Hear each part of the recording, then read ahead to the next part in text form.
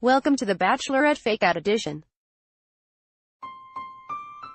It's that time in the season when it's harder to maintain suspense and producers have to pull out more tricks, which is why we spent a considerable amount of Monday's episode on the nonsense that Becca Kufrin might send football hunk Colton Underwood home because he confessed to being a virgin.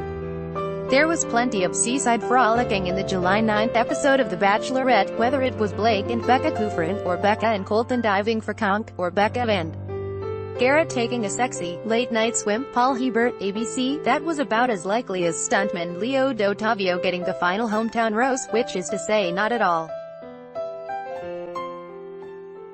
And Blake Horstman's angst over the status of his relationship with Becca might have been real, but there was zero chance that he wasn't getting a rose, no matter how much time was devoted to him fretting that Becca was no longer that into him. Garrett Irigoyen was likewise a lock for a rose. That left just one flower up in the air, and even that was fairly predictable.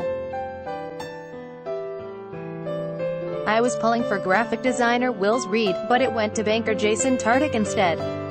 Article continued. Belausa Becca will visit 4 hometowns in next week's show, after which I expect either Jason or Colton to go home. Read more.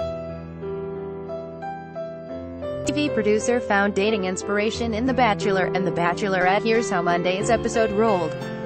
Date number 1 with Colton. Becca and her final 6 were in the Bahamas, which meant lots of beach shots, particularly well suited for a good-looking guy like Colton.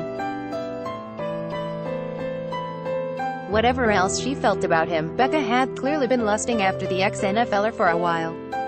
So we had her commenting about Colton looking like a bronzed god, and how she was willing to let him do whatever he wants to do, as they got smoochy and handsy on the deck of a yacht, a deliberate contrast with the viewers' knowledge that Colton was a virgin and the other men's speculation that his virginity would turn Becca off. And then, because subtlety is not one of the show's virtues, we had a man named Action roar up in a speedboat to teach Colton and Becca how to dive for conch, lasciviously telling them they should pull out and eat its pistol, aka the Bahamian Viagra. You'll be able to please her and not tease her. Action smiled. Article continued below. I'm just hoping Colton dives deep for that conch, said Becca. Double entendre much. They got their conch, they tried the pistols, and from the faces they made it must have tasted awful, and then they did a whole lot more kissing, with Becca insisting she and Colton didn't need an aphrodisiac.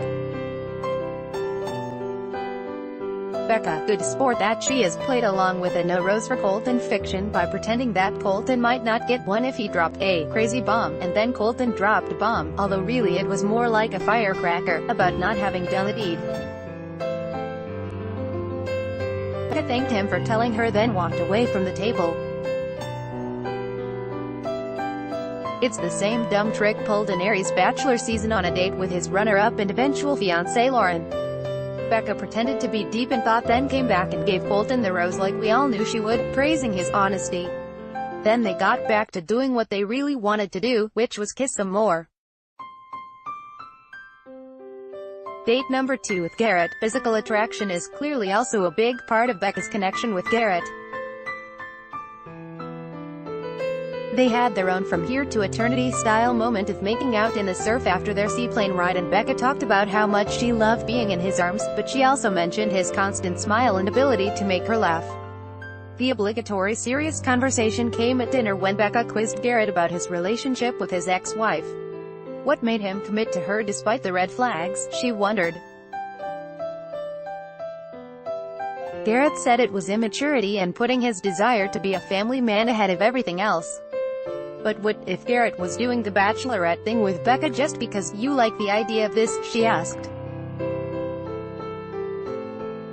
Garrett promised he'd speak up if he saw red flags, and then he told Becca he was beginning to fall in love with her. You just made my night. Becca cooed. She handed over the rose, and then they stripped down to bathing suits and did some serious smooching in the ocean.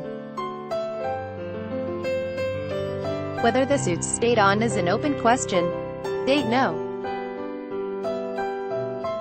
3 with Blake. Every date card that didn't have Blake's name on it had him complaining. It was a slap in the face. It was killing him. He was second-guessing everything. Then Becca put him out of his misery with a hanging on the beach date, which included Blake busting some not bad for a white guy moves as the Bahamas performed a new song that is not the next Who Let the Dogs Out, and yes, there was a dog there. Becca sympathized with Blake, freaking out over her other dates but told him she felt strongly for multiple people, which was not what he wanted to hear.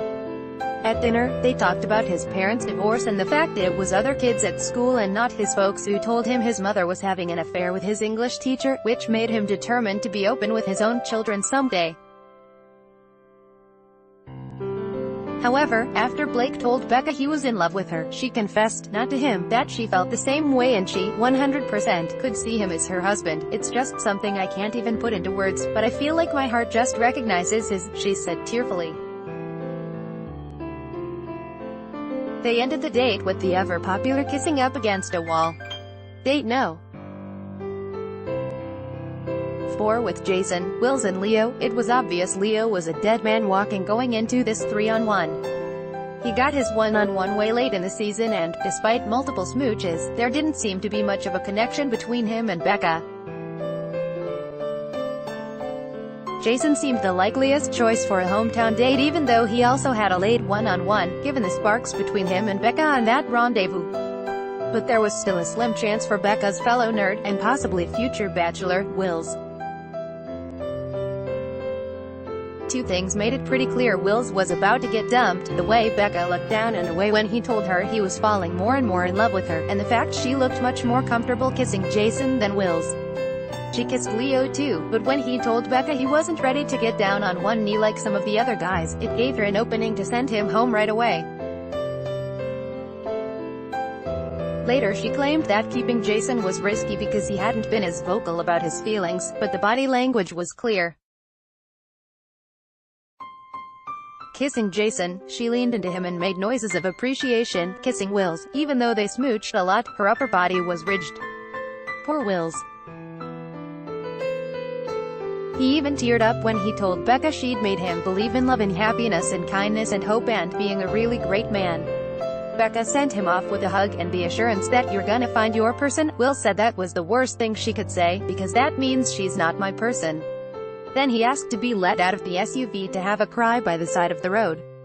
Next week it looks like everybody's parents have some issues with Becca potentially breaking their sons' hearts on hometowns, and something makes Tia sick to my stomach. You can watch Monday at 8 p.m. on City. And you can email me at dyo@thestar.ca, tweet me at realityo, or visit my Facebook page.